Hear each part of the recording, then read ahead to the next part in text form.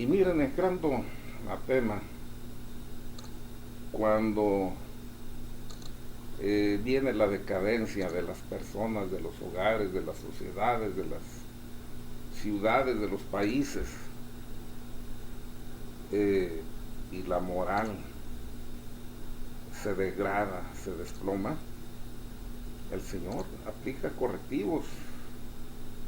Hay antecedentes muy fuertes de ciudades que fueron destruidas por su pecado, pero también se habla de esa destrucción, pero del comportamiento de un matrimonio que fue bendecido por el Señor para que fueran salvados y no fueran parte de esta destrucción. Y sin embargo, por la incredulidad de uno de los miembros de esta familia, se arruinó ese plan divino de querer salvar a toda una familia.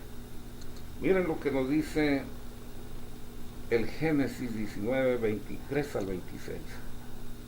El sol ya había salido cuando Lot entró a su hogar. Entonces Yahvé hizo llover del cielo sobre Sodoma y Gomorra azufre ardiendo que venía de Yahvé y que destruyó completamente estas ciudades y toda la llanura con todos sus habitantes y la vegetación. La mujer de Lot miró hacia atrás y quedó convertida en una estatua de sal. Miren qué fuerte este pasaje que acabamos de leer, porque está diciendo de cómo habían sido bendecidos y cómo entraban con un sol nuevo que estaba anunciando una vida nueva, una vida de bendición en un ambiente propicio, fuera de las ciudades pecadoras que estaban siendo destruidas en ese momento. Y sin embargo, añoraba la ciudad que había quedado atrás, la esposa de Lot, y quedó convertida en una estatua de sal. Fuerte el mensaje. Miren, cuando vemos, por ejemplo, en el libro de la sabiduría, en el capítulo 10, versos del 6 al 8, dice, ella, o sea, está hablando de la sabiduría, ella también libró al justo en su huida cuando bajaba el fuego sobre las 5 ciudades para aniquilar a los impíos. Y aún ahora, hasta ahora, permanece un testigo de su perversidad, una tierra árida y siempre humeante, arbustos cuyos frutos no maduran, una columna de sal en recuerdo de la que no creyó. Qué fuerte, qué fuerte. O sea, tenían todo para empezar una vida nueva. Un sol que dice, salía ya el sol en Sodoma, en su hogar. Ya iban a un mundo nuevo, a un horizonte nuevo, una vida nueva. Y esta mujer volteó hacia atrás su mirada. No era la de curiosidad, era de estar viendo lo que dejaba, como que no sentía que lo que se les esperaba adelante fuera a sustituir lo que estaba dejando. Y Dios la castigó, se quedó convertida en una estatua de sal. Y dice, como testimonio de aquella maldad, queda una tierra humeante, llena, hierba que no verá su madurez, y como monumento a la incredulidad una estatua de sal. Hay que vivir en fe en Dios,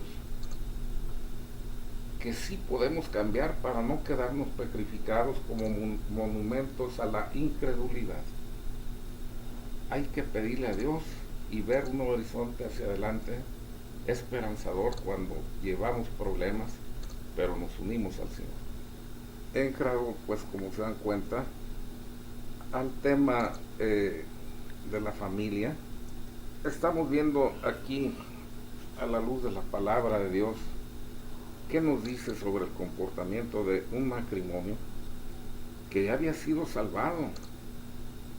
Ya se les había abierto un horizonte, habían salido de unas ciudades que fueron destruidas. Pero la mujer de Lot añoraba la vida que dejaba. Estaba caminando y sentía incertidumbre hacia ese nuevo horizonte que se les abría. Se les olvidaba o se le olvidaba que el Dios providente que los sacó de la destrucción y de la muerte les abría un horizonte para que llevaran una vida de gracia, de virtud, rodeados de un ambiente más propicio del que habían dejado. Pero ella volteó hacia atrás con duda de si de verdad era mejor lo que iban a enfrentar a lo que estaban dejando, y quedó petrificada, dice la Escritura, como una estatua de sal. Nosotros llevamos muchos problemas y el Señor siempre nos da la posibilidad de salir adelante, de poderlos resolver con su ayuda, pero a veces nos falta fe. Y viene muy a modo esto que acabamos de leer de Lot y su esposa. Hay que vivir con fe en Dios, que sí podemos cambiar toda esa vida que a veces es de confrontación, de soberbia, de incomprensión, de falta de respeto y quién sabe cuántas cosas más. Si nos hemos arrimado al Señor, debemos tener la certeza de que Él quiere que llevemos una vida de virtud y no de pecado, y nos va a dar todas las gracias necesarias para que podamos remontar esa vida que estamos dejando y que de haber seguido hubiéramos terminado destruidos. Pero si nos llegó la luz y nos pudimos arrimar a Dios, es porque nos está abriendo un horizonte nuevo. Pero si alguno de los cónyuges ve con falta de fe, de credulidad, que de verdad puedan salir de esa vida miserable que han llevado, no está dudando de su cónyuge o de él o de ella, sino del poder sanador, liberador de nuestro Señor. No vayamos a quedarnos como un monumento a la incredulidad, como quedó la esposa de Lot, convertida en una estatua de sal, petrificados en el pasado. Siempre hay uno que camina hacia adelante, y nuestro Señor quiere que caminemos en pareja, unidos. Decía ayer, como entraban en pareja en el arca de Noé, como se debe jalar parejito, un yugo de arado, en este caso una cruz. Cuando se jala cada quien para un lado diferente, no solo no se avanza, sino que se hacen daño. Ahora pues el chanclas aprovecha muy bien todo esto, poniendo sentimientos de excesiva culpa y de incredulidad. ¿Tú crees que se va a poder cambiar? Si ya llevan años peleando, ya llevan años ofendiéndose, ya llevan años de vicios, de confrontaciones. No le hagas caso a esas voces. Si Cristo no puede cambiar la situación de un hogar en conflicto, entonces no es Dios, mientras que sabemos que sí lo es. Nosotros en el pasado hicimos muchas cosas que ahora nos arrepentimos y quisiéramos no haberlas hecho. Pero esto ya no se puede cambiar. Ya lo hecho está. Entonces hay que perdonarse y apoyarse caminando ambos en el Señor, y entonces sí, podrán caminar hacia adelante con ilusión y con fe, porque saben que se están uniendo al que todo lo puede. No sean ilusiones que nosotros solos podemos cambiar. El Señor nos lo dice con toda claridad. Dice, sin mí nada pueden hacer. No dice poquito, no dice algo, no dice mucho, dice nada pueden hacer. Pero hay una palabra en contraposición a esa que nos dice San Pablo: todo lo puedo en aquel que me conforta. Hay que siempre ver para adelante, estar con la mirada hacia el pasado nos impide vivir el presente. El futuro, pues quién sabe si exista para nosotros. Quién sabe si yo el día de mañana todavía tenga vida. Mi realidad es el presente. El pasado, ya dije, ahí realicé cosas que no hubiera querido, que ya las hice. Cuando he fallado, pido perdón a Dios y pido perdón a mi cónyuge y a quien quiera que hubiera ofendido, y camino con humildad hacia adelante, confiado que todo lo puedo en el Señor. Nosotros, cuando le hacemos caso al chanclas, que es el acusador, hasta cuando oramos, a veces le estamos dando un repaso a las ofensas que nos han hecho o que hemos hecho. Estar dándole una mirada al pasado es quedarnos petrificados, quedarnos convertidos ahí en una estatua de sal que no se mueve. Hay que ver para adelante. Claro, ya dije, apoyados en el Señor y creyendo en Él, no en nosotros, porque solos no podemos hacer nada. Hay que poner nosotros, si se acuerdan el ejemplo que les puse de las bodas de Caná, allí los sirvientes hicieron el esfuerzo y echaron a las tinajas, hasta los bordes de las tinajas, agua. O sea, no fue gratis el milagro. Acá tenemos que hacer lo mismo, poner nuestro esfuerzo, cada quien con sinceridad, y entonces confiar en que así como en Caná de Galilea cambió cuando se acababa el vino, transformó el agua en vino, así tendremos la certeza de que el Señor cambiará en un vino renovado de amor ese vino carente y que a veces ya se terminó. Hay que confiar entonces en el Señor. Hay que reconocer que somos pecadores, pero sin clavarnos en el pecado, porque estar recordando siempre lo que hicimos con un sentimiento de culpa excesivo es trampa del chanclas. Tú hiciste, bueno. El limón da limones y mi naturaleza caída da pecado. ¿Cómo se parte pues para tener un acuerdo en familia? Hay que sabernos escuchar, o sea, abrir nuestro corazón, escuchar, no interrumpir, oír las razones del otro cónyuge y que escuchen también las mías. A veces son mala comunicación la que tenemos, lo que nos ha llevado a confrontarnos. Cuando nos estamos escuchando, ya estamos demostrando que tenemos el deseo de superar los problemas que hemos llevado en el pasado en nuestro matrimonio. Este es el principio, la comunicación. Sin comunicación no se puede avanzar. No somos adivinos, necesitamos de expresar lo que a mí me gusta, lo que no me gusta.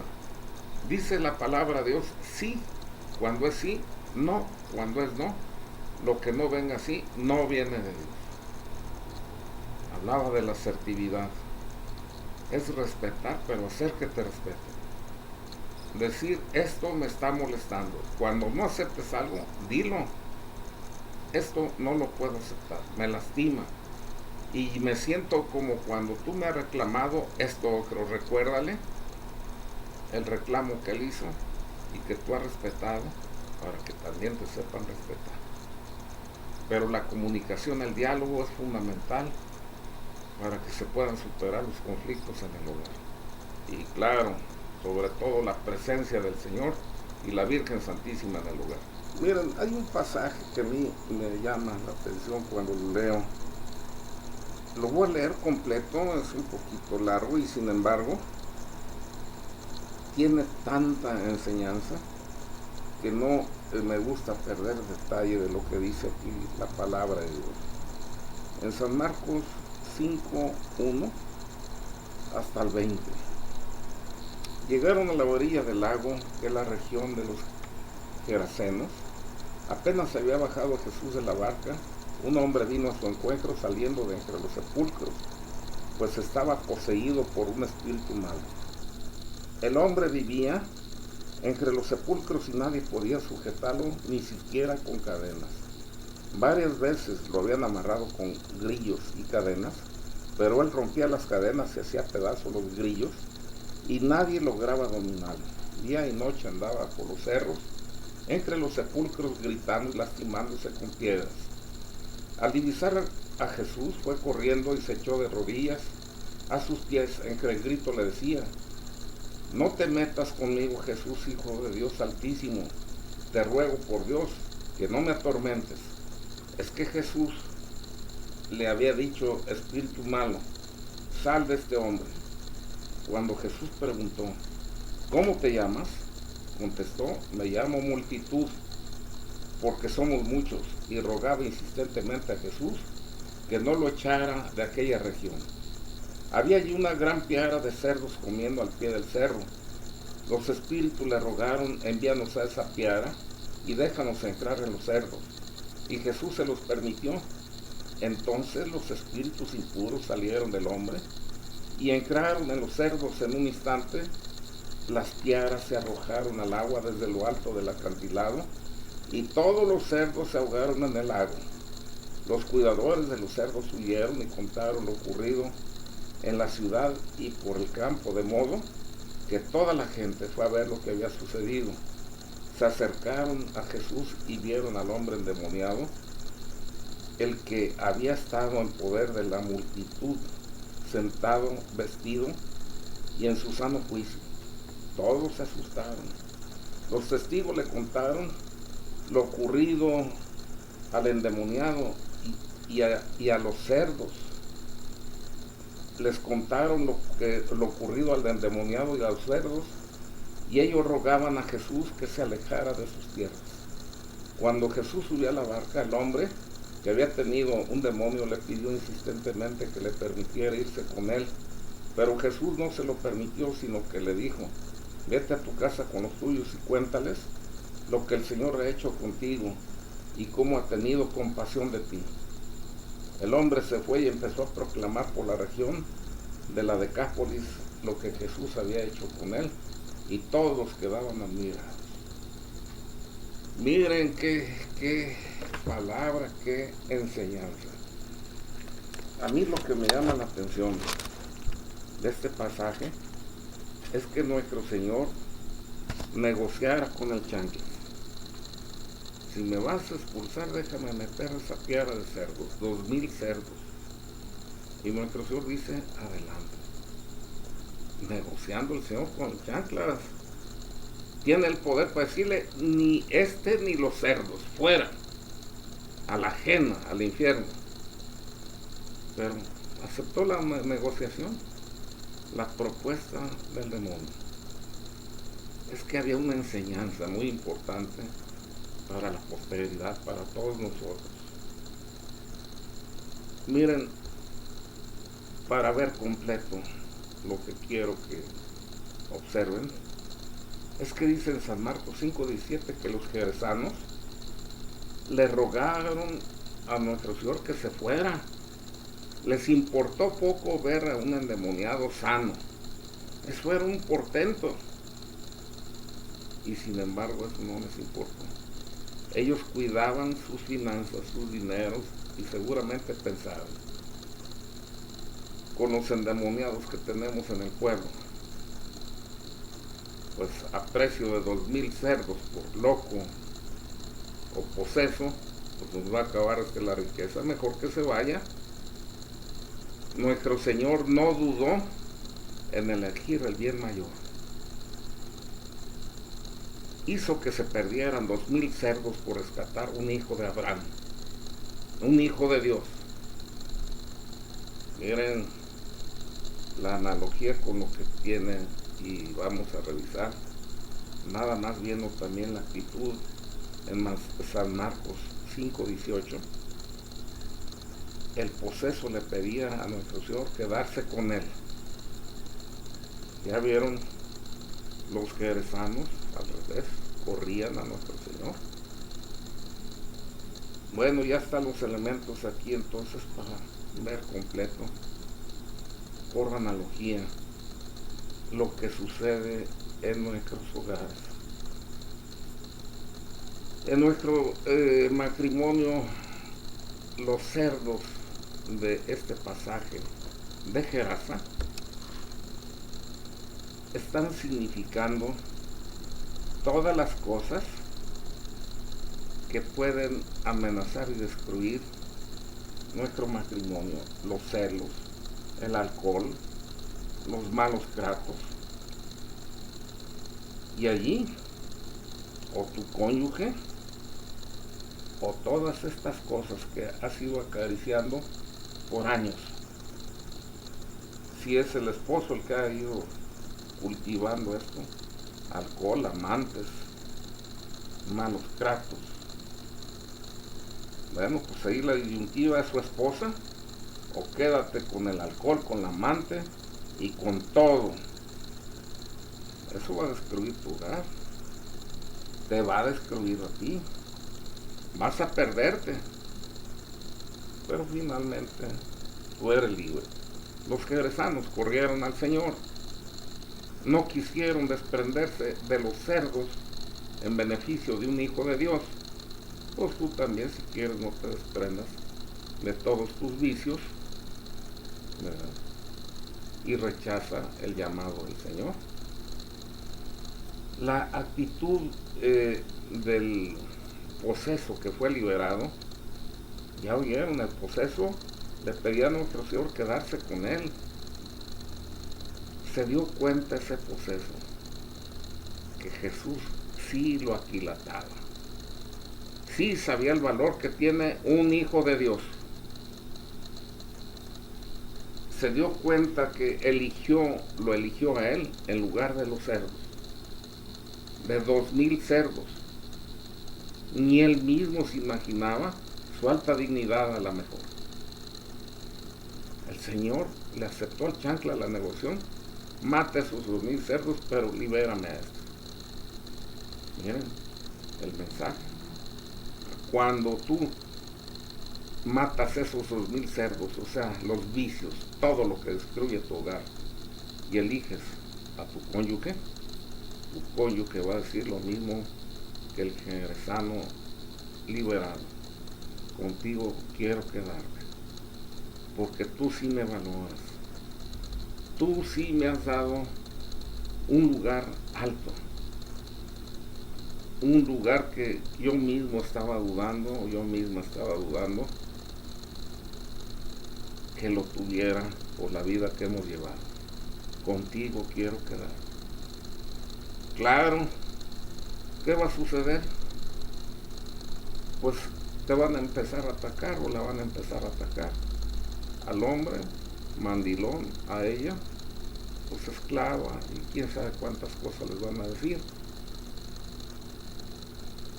¿Por qué te critican?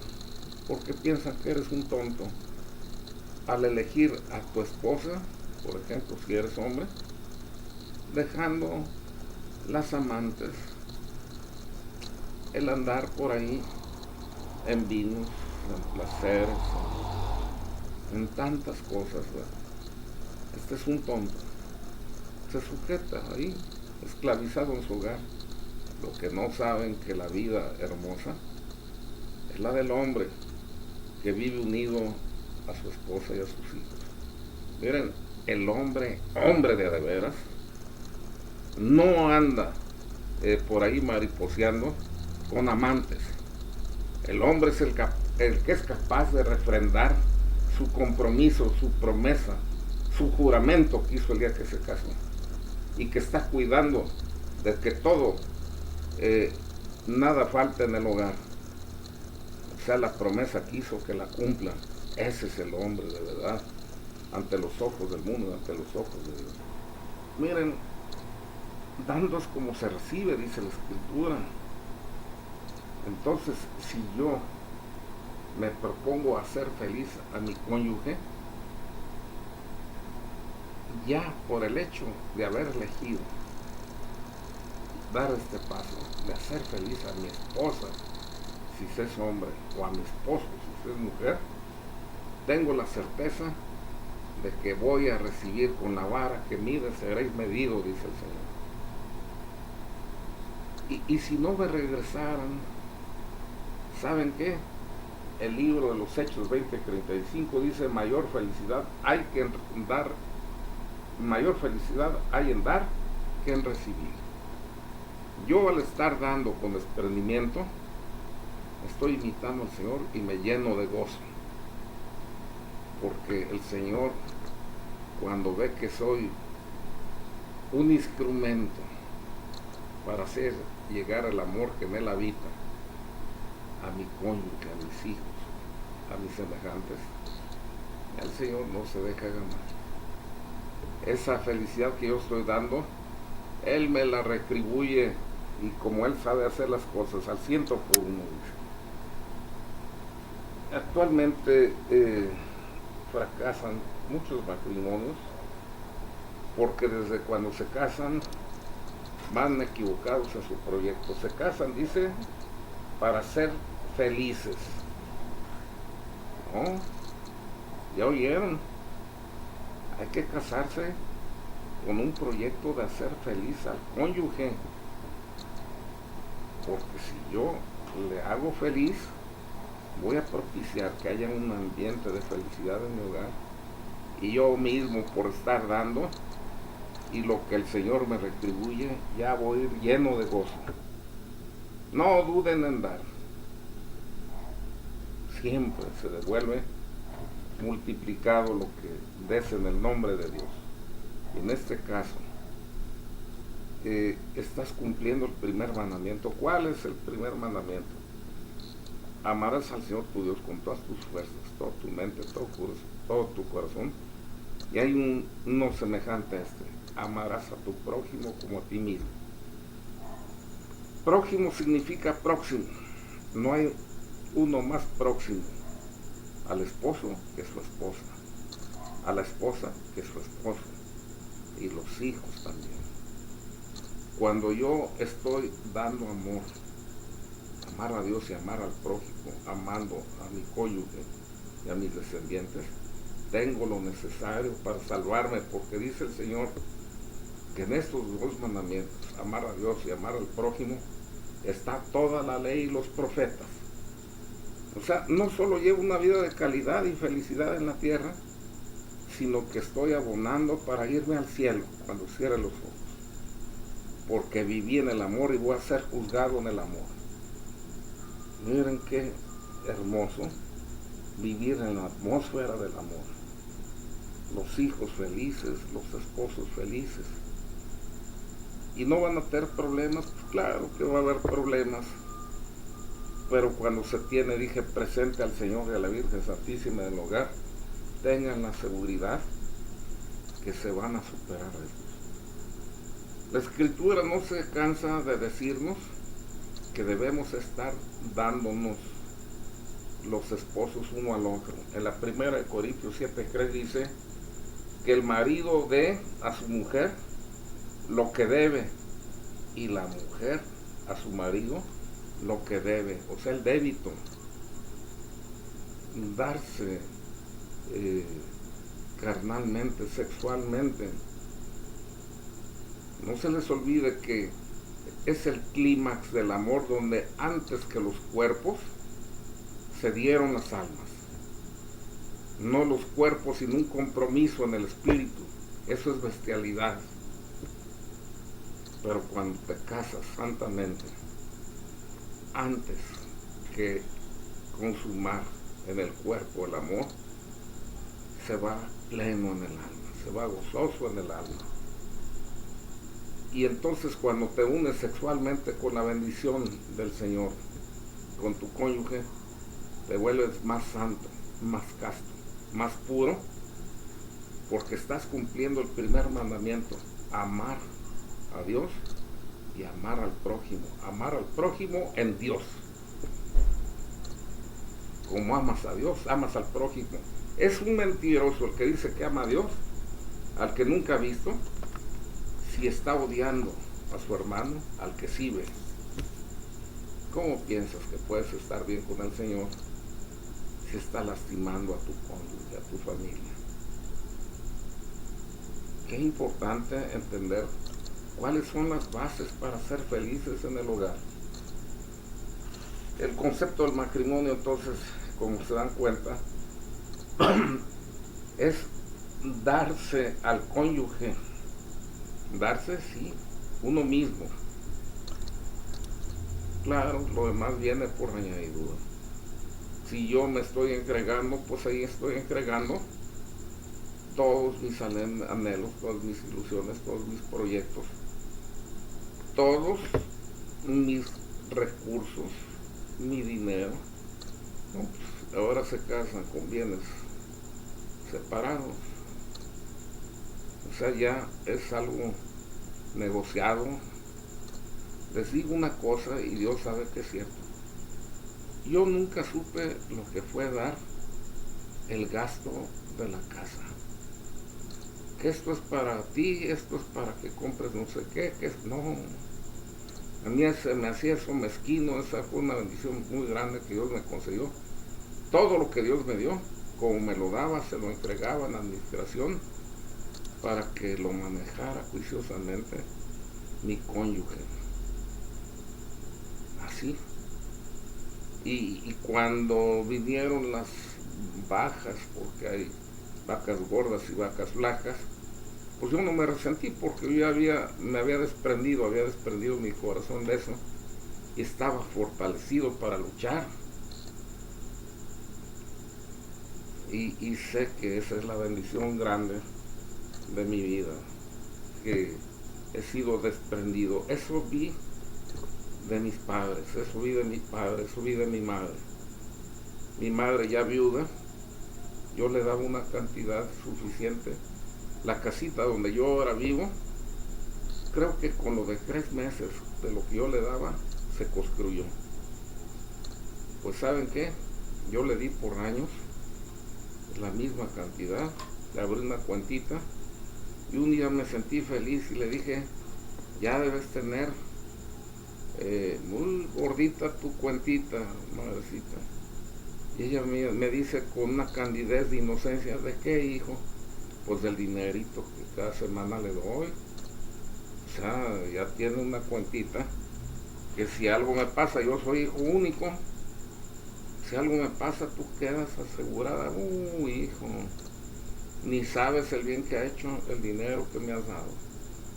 Doña fulana llegó huyendo de su esposo, que había matado a uno de sus hijos, con sus 8 hijos aquí, sentadita sin comer, los niños no sabía dónde ir.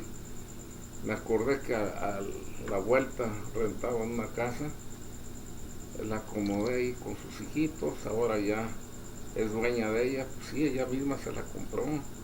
Y así me empezó a enumerar, y yo casi me da un patatús, porque yo estaba pensando que mi madre estaba pues ahorrando prudentemente por cualquier cosa. Y le dije: madre, no te entiendo. ¿Qué me estás diciendo? Que todo lo que te di ya lo regalaste. Hijo, ¿para qué queremos nosotros eso? A ti y a mí nunca nos va a faltar porque hemos sido generosos. Mira, ellos lo necesitaban más. Qué enseñanza, hermanos. Cuando los cónyuges se ven con ese desprendimiento, ¿cómo no la van a pasar bien? Se los digo por experiencia.